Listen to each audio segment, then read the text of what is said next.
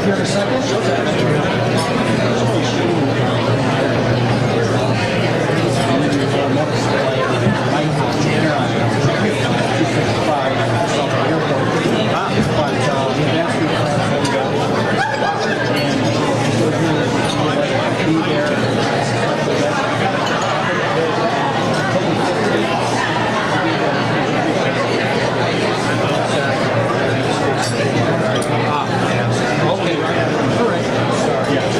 make sure the opportunity was presented. I appreciate that. Now, which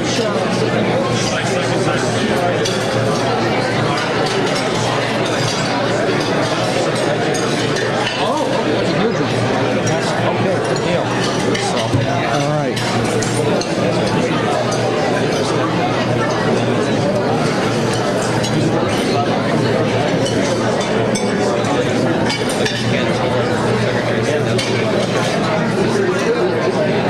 As we continue with our program, I'd like to recognize some of our sponsors who weren't able to be at the head table today.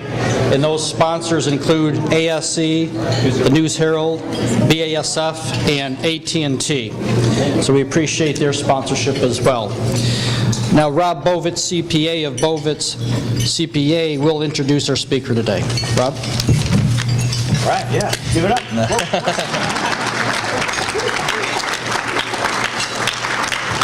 I met Bill Schuette in 1989 when he was serving in the U.S. House of Representatives.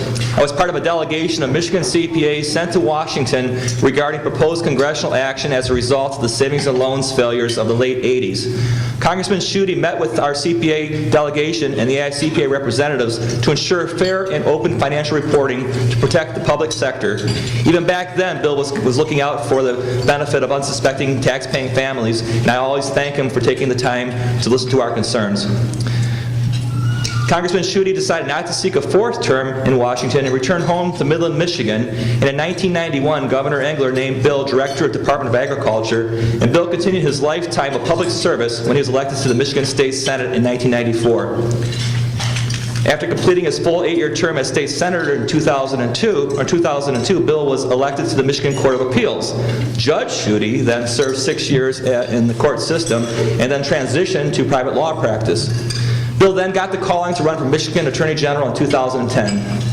And since then, as top law enforcement official in Michigan, Bill's initiatives in his first term have included making public safety priority number one, the launching of Public Integrity Unit, which attacks corruption at all levels of government, and among others, enhancing the Senior Brigade, which advocates rights and protection of our senior population. I am proud to introduce my friend, a friend of all Michiganians, our Attorney General, Bill on duty with Schuette.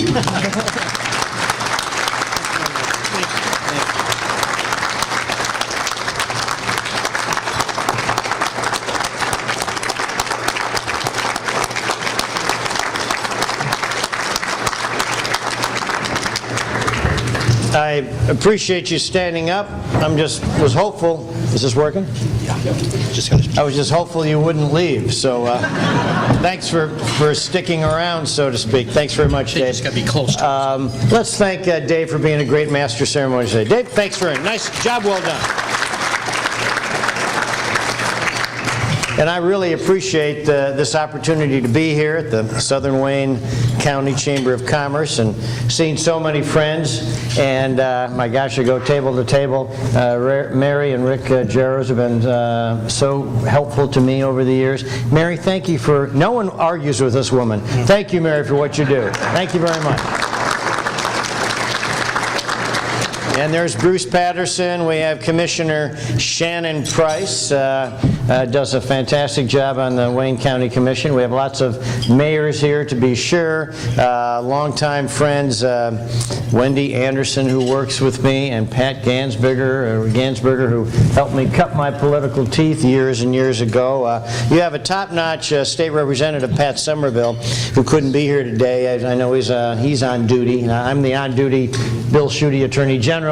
Somerville does a wonderful job for you in Lansing, and so he's there where he should be. And we all ought to say a little prayer for our friend Lauren Bennett. Many of you know him, who's going through a procedure here today, and he's going to be, with the grace of God, be just great. And so we have a wonderful group of people here today, and I just wanted to say thank you, sir, so very much. Dr. Z, for your wonderful prayer, members of the board here who helped guide this Chamber of Commerce so well, and I'm proud to be in your company and with you in this day. And thank you all for coming. These students here, I have to tell you, when I was your age, I don't think I would have come to something like this. So thank you for the fact that you're here. And give them a round of applause. That's for sure.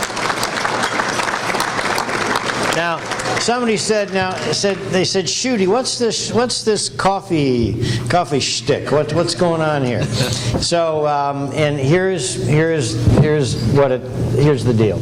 So when I first ran for Congress, I had the temerity to run for Congress, the audacity to run for Congress when I'd never held any office before. And I'm going to give you a geography lesson in a second. I'll tell you about my hometown. But I was running against an incumbent congressman who had vanquished everybody before him. And he was a tough hombre and really had just blew everybody to smithereens. But I had the audacity that I was going to run and serve in the United States House of Representatives. And I would go to these events and no one would pay any attention to me. And everyone thought I didn't have a prayer at all to win. And those are really bad ingredients for success. I mean, it's not the way to have a victorious campaign. Greg, you know that, and you run for lots of offices. And so I needed some way to connect. And I was at some restaurant, at some gathering, and all of a sudden I picked up a coffee pot, and I went table to table and poured coffee for everybody in the room. And it forced people to say hello, whether they wanted to or not. And I was kind of awkward at this whole thing, never having run before. So for 18 months, that's all I did. I poured coffee at every Rotary, Farm Bureau, Chamber of Commerce, church gathering, wherever 2 or 3 were gathered, I was there with a pot of coffee.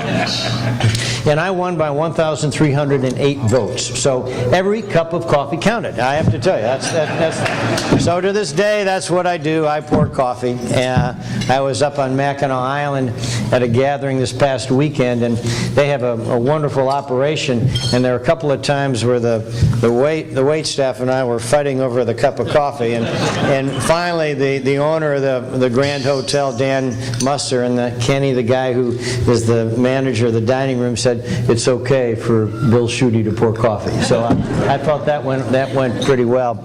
I'm not sure what you expected today.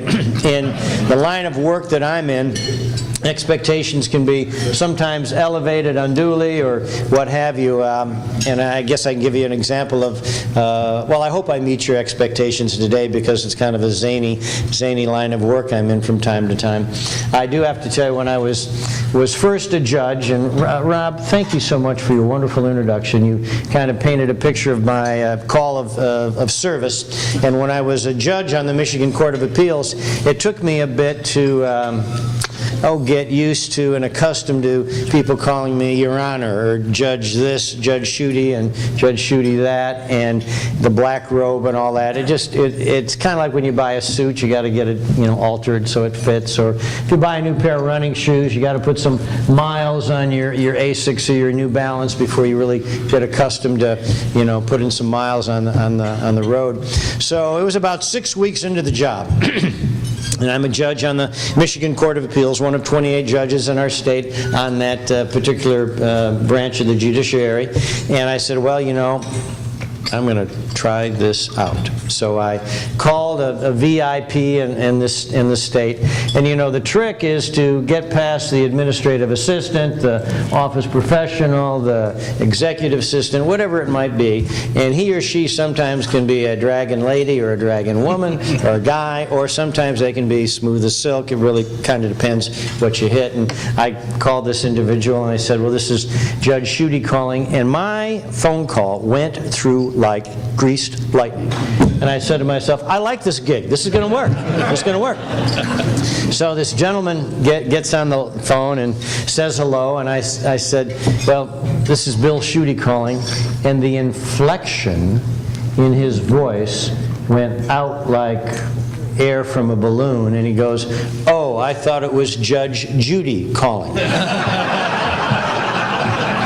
Yeah, true story.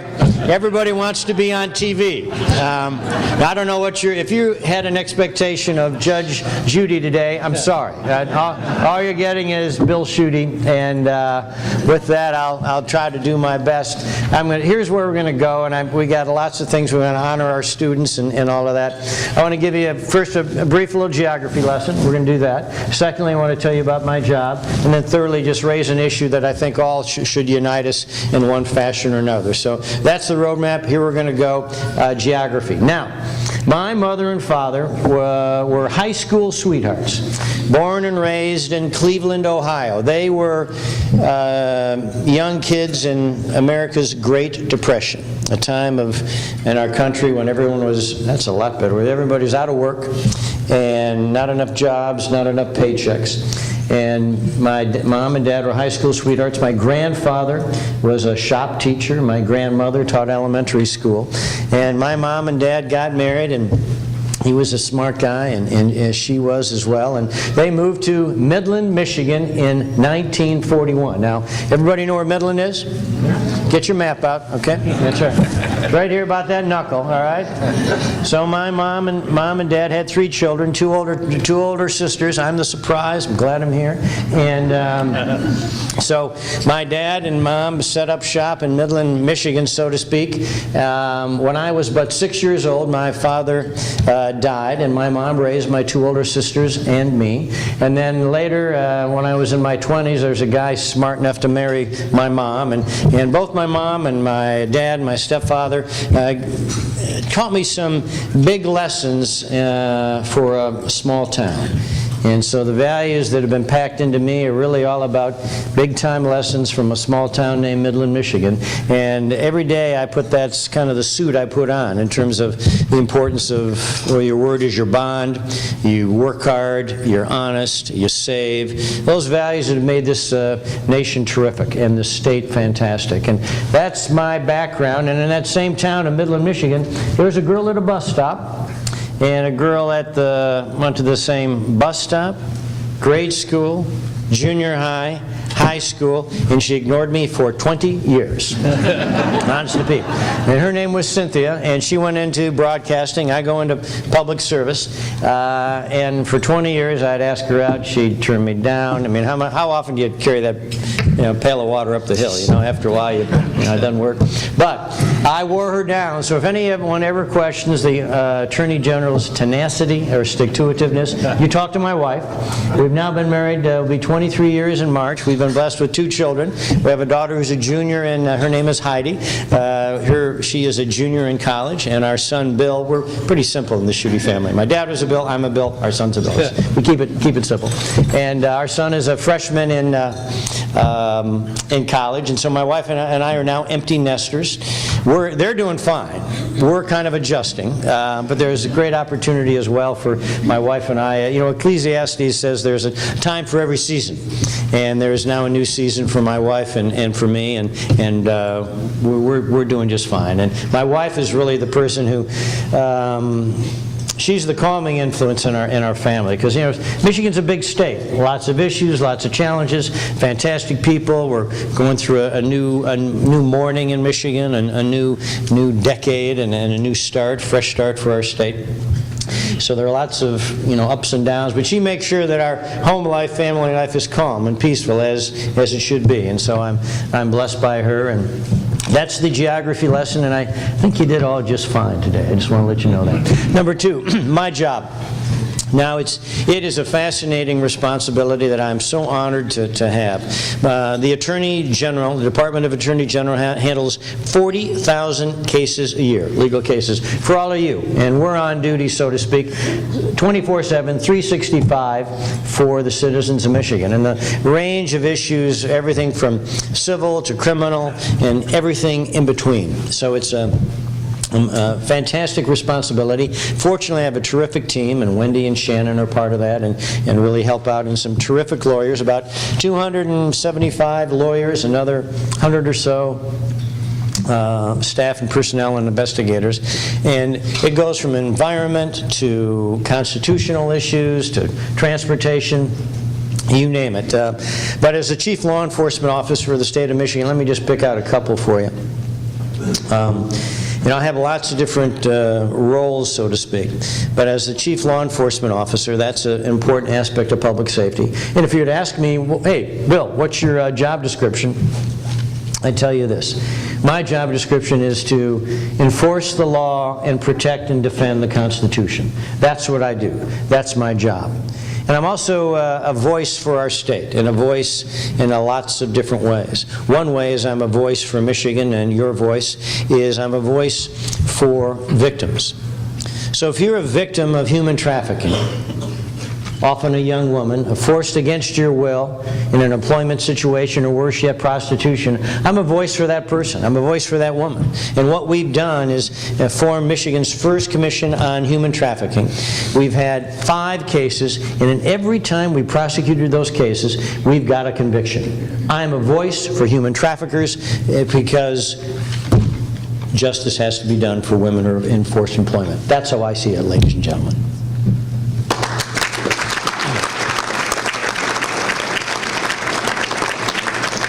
And your legislature will look at a report that will be finishing in about 6 weeks. It's an action agenda that talks about elevating public awareness about the problems of human trafficking, and some legislative proposals to toughen our laws, to send a message out there that the thugs who rake in about $32 billion a year from human trafficking globally, it's the fastest growing crime, unfortunately. In Michigan, we're committed to stamping it out. I'm also a voice for victims of those who've been infected with fungal meningitis, and maybe you've read about that, where there's a company in Massachusetts that shipped bad medicine, tainted medicine, across the country. And Michigan, unfortunately, is at the epicenter of that, where we've had 20 people in our state die. That is just tragic. And over 260 people infected with this tainted medicine. So imagine that you go to a pain clinic or a health facility wanting to get relief from pain. So you walk in there with that expectation, and you walk out worse than you were when you came in. And that's a nightmare. And so what I did in working with the governor, I've impaneled a grand jury to make sure that we find truth and justice for those people who've been impacted and infected, and those who've died from bad medicine. So that's where I'm a voice for those victims as well. And also I'm a voice for victims of crime. And if you see in Michigan, unfortunately, we have too many cities, 4, that lead the nation, unfortunately, in the most violent cities in America. 2, Flint and Detroit, that are in the top 10 of the highest homicide rate. And, I'm sure you know the story where there were rape kits, which is evidence, boxes of evidence on assaults, a brutal assault, rapes. That the evidence of these were sitting on a shelf, 10,000 of them in Detroit. And what I did with the governor and working with the legislature, we took $4 million from a fund where in lawsuits, and we win, and we took the funds from those settlements, and we dedicated right to making sure we examine these rape kits, because 2 violations of women occurred. One, with that brutal crime, and then second, when the evidence was never pursued, when no one was prosecuted. And when that happens, there's a feeling of unrest and vulnerability, because crime doesn't stop at 8 Mile. Crime spreads. And the fact is, we're sending a message now by examining those rape kits, those evidence boxes, that we're going to make sure we provide justice for those women who were brutally assaulted, and start this process, hopefully, of healing in this region and across the state of Michigan. So that's how I'm a voice for victims of crime, or those impacted tragically by fungal meningitis, or victims of human trafficking. But I'm also a voice for the Constitution. And we have a very aggressive team of lawyers, I and the rest of the team, working very hard on constitutional issues. Now, you all, you know, there's some, and you've read about it, there are certain attorneys general across the country that sometimes they'll kind of take the pulse and see which way the wind is blowing as whether or not they'll enforce or defend a certain aspect of a state's constitution or not. Well, I'm of the opinion that constitutions are meant to be followed, and constitutions aren't meant to be casually dismissed or ignored. If you don't like the Constitution, change it. But you need to support and fight for the Constitution. And I'm doing that in our state, whether it's the pension provision in the Michigan Constitution, Article 9, Section 24, that says pensions may not be diminished or impaired. That's part of that whole Detroit case. I'm also making sure that I stand up for the definition of marriage as a union between one man and a woman, which is in our Constitution.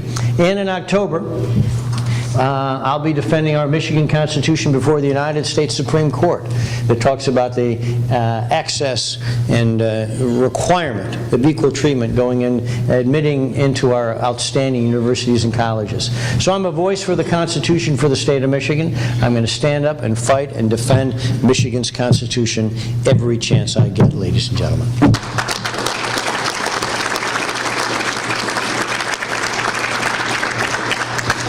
I was talking with Rob earlier. I'm also a voice for the vulnerable. We have a team of dedicated people that go to schools talking about cyber safety initiative to help, you know, high schoolers, and you all are probably really smart about it, but particularly younger students that, you know, you take a wrong turn on the internet, it's like taking a wrong turn in a bad part of town. We have a senior brigade. We have a school safety initiative that has passed the Michigan Senate and is now in the Michigan House of Representatives, and I hope that gets passed soon. So I'm a voice for the vulnerable. I've been very active on environmental issues, making sure that the Natural Resource Trust Fund doesn't get raided, and rather it's for the protection of our Great Lakes and rivers across Michigan.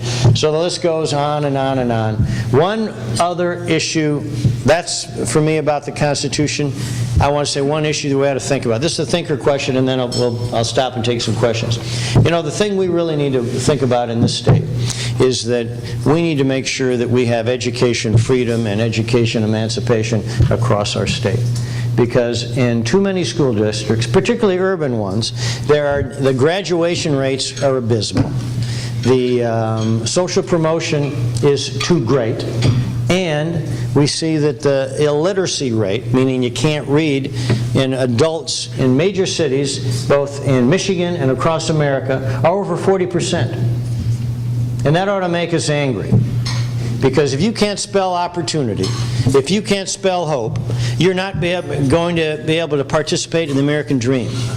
And so what we do in this state and across America about education, making sure that parents are in charge, that there are more choices, making sure that we recruit into urban areas and areas of poverty, make sure that young minorities, students get an opportunity to fill out a college application. Maybe it's to fill out their financial aid, to make sure that we ought to recruit academic students just as aggressively as we recruit athletes across the United States of America. We need to make sure that young folks have an opportunity to participate in what we call the American dream. So education, to me, needs to be on the top of our head, the front of our minds, so that others get an opportunity to participate in this marvelous country called America. So that was me for today, an education issue for our young people and those who aren't as young. Wanted to share with you what my job is and some of the priorities I have. Gave you a geography lesson, you get all A's. And my mom, who some of you knew in this room, died when she was 89, used to give me this one admonition. She'd say, you know, Bill, you're judged by the company you keep, and you're judged by those who are your friends. And I have a number of friends in this room that I'm honored to have that friendship and relationship, and I am so honored to be in the company of everybody here at this Chamber of Commerce meeting. Thank you very, very much. I appreciate it. Thank you very much. Got some questions? We'll do some announcements, then we'll do questions. Yeah, Here we go. few announcements before our question and answer session begins. The after business hours mystery theme on Thursday, September 26th, will be hosted by LaFontaine Volkswagen in Dearborn from 5:30 to 7 p.m. Bring a guest and both get in free.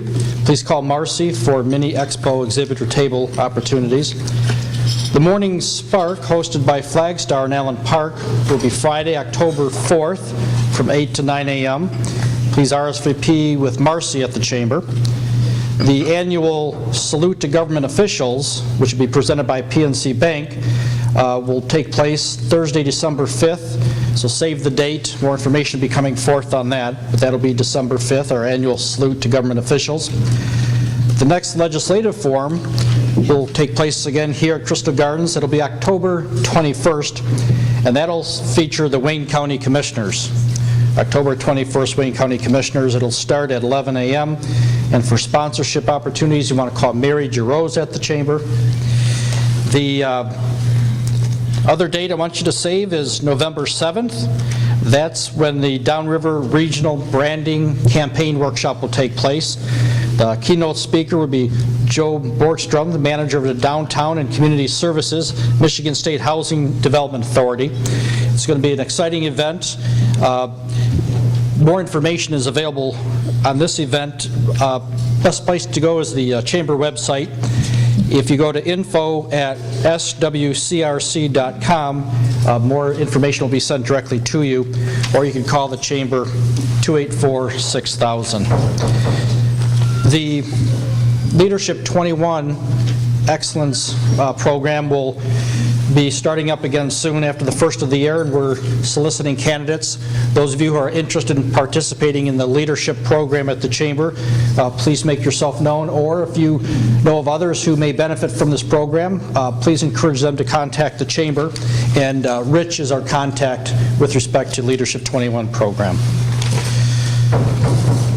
We have a number of schools that we'd like to recognize. Attorney General Schuette had mentioned the schools here today, and had a chance to chat with some of you informally before the program began. But as I call out your school's name, if you'd please stand, we'd like to formally recognize you. Kennedy High School is here, sponsored by J.S. Vig.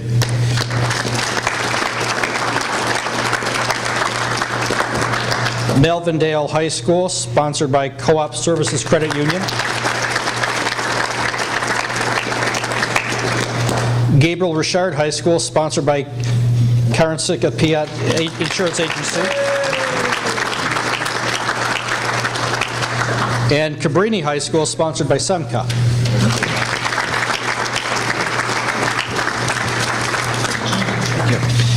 And as a reminder to our schools, please stay after our program to have your picture taken with Attorney General Schuette.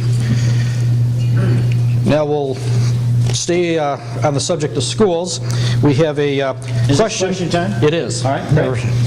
And this is, I'm sure, the question that all of us had when we were just becoming of driving age. What are you doing to promote price competition in the gasoline industry to protect consumers from unfair price gouging? Great. Question involves gasoline prices. We have a team that is dedicated and works very hard all the time monitoring the wholesale price of gasoline and the retail price. And let me just send a message loud and clear that we've had prosecutions when there's been price collusion and price fixing, and those people paid a big penalty when they, both monetarily and getting a felony on their, next to their name. It's not the addition or the hyphen that you want. And so we're very aggressive about monitoring that across the state. Always welcome tips, comments, suggestions. Go to our website, and I'd be happy to direct you to where you could do that. So it's an important thing. We see, sometimes we see spikes by holidays, and we watch that very carefully. There was something over the 4th of July or Memorial Day. There was a refinery that went down, and which caused a little bit of supply shortage. But we're very aggressive about it. Watch it carefully, and if you have any suggestions, specific complaints, let us know, please. Let Shannon or Wendy or our website know. We'll get on it. Thank you. What is being done to ensure that every legitimate voter has their vote count and that voter fraud is eliminated?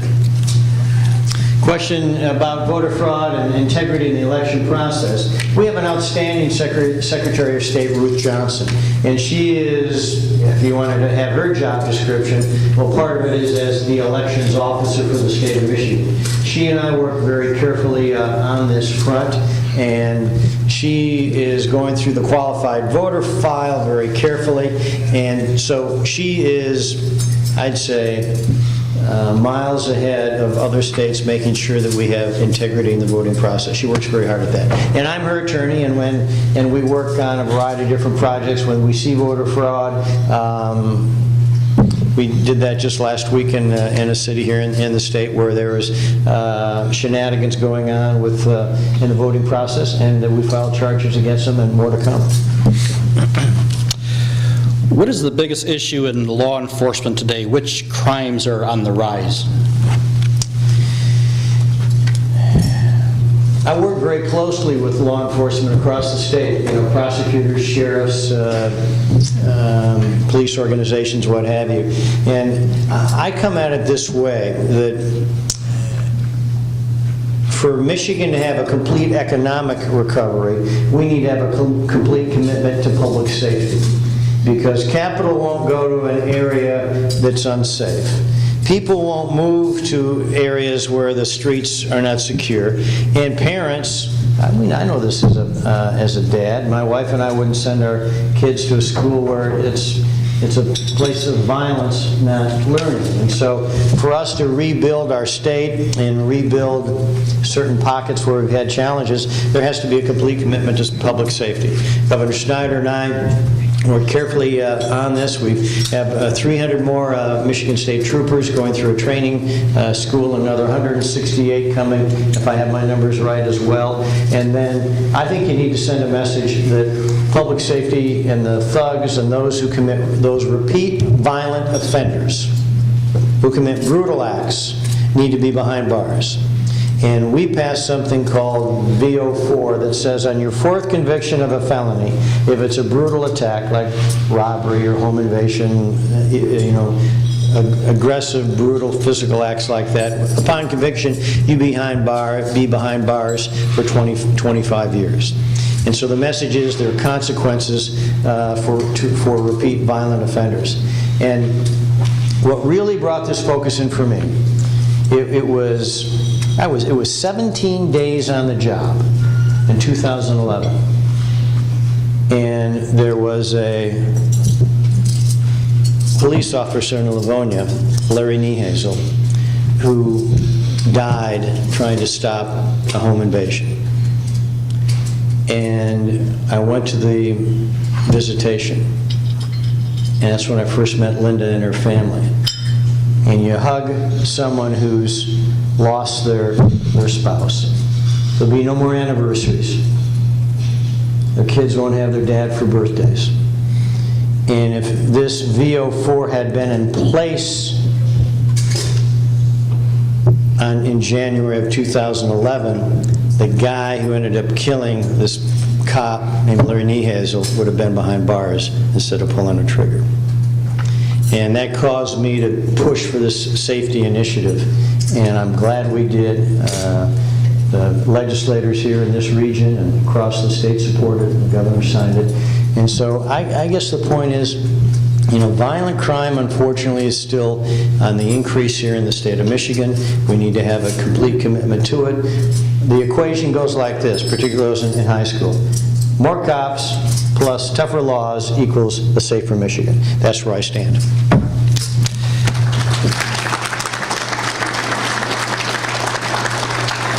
And our last question for today, what are you doing to make schools safer? And when you were a senior in high school, what did you want to be when you grew up?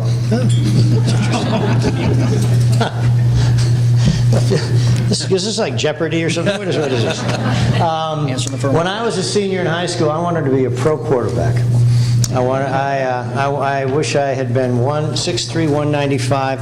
I love football. I saw my old football coach years after I graduated, and I said, "Coach, I can still throw a spiral 40 yards." And he goes, "Yeah, but can you hit the receiver?" So he kind of, gave me some schooling there, so to speak. So I really wanted to just be a pro quarterback. Didn't happen. But I always was interested in politics. I started getting involved in politics when I was 18 years old as a precinct delegate, and went on my bike and got signatures so I could run for my first election, and I won. And that's what happened. School safety. Governor Snyder and Lieutenant Governor Calley and I announced a school safety initiative in the summer, which would have a 24/7, 365 response mechanism to alert the closest responder if a parent learned of a threat in a school, if someone heard of maybe someone's bringing a gun or a knife to school, or maybe someone might be committing and hurt themselves, herself or himself. And so we want to have a school safety initiative. It's called OK to Say. And we announced this in the summer. The Michigan Senate passed it 38-0. And what the real key feature on this is a confidentiality feature, so that no one feels threatened if you were to provide a tip about an act of violence. And we want to stop the violence before it occurs, right? That's what you want to do. And so it would be a confidential system so that there's no worry of someone, doing you're a narc or, you're a snitch. And we have to stop that discussion of you're a narc, you're a snitch, and have a new dialogue that it's okay to stop violence before it occurs. And we want to have this on an app, on an email, 800 number, the way people communicate in this day and age. And so I'm very excited about it. We patterned this, folks, after what Colorado did after Columbine. And they've had remarkable success with it, and they have stopped other acts of violence in the state of Colorado with this statewide effort. I want it done in Michigan. The governor wants it achieved in Michigan, so we're encouraging the House of Representatives in every way to, in a proper way to, let's pass this so that the school year started. We saw what happened if you looked at Lansing Sexton last week. There was some violence and shootings there, and it's just schools need to be places of learning, not violence. And OK to Say is a step forward, providing more secure, safer schools for kids and for teachers. Folks, thank you very much. Great to be with you. Thank you very much.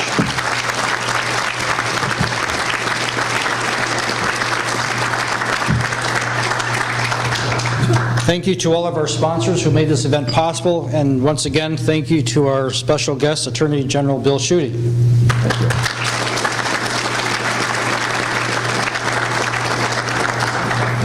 Now, if you'll please join me for the Pledge of Allegiance, and we'll conclude. I pledge allegiance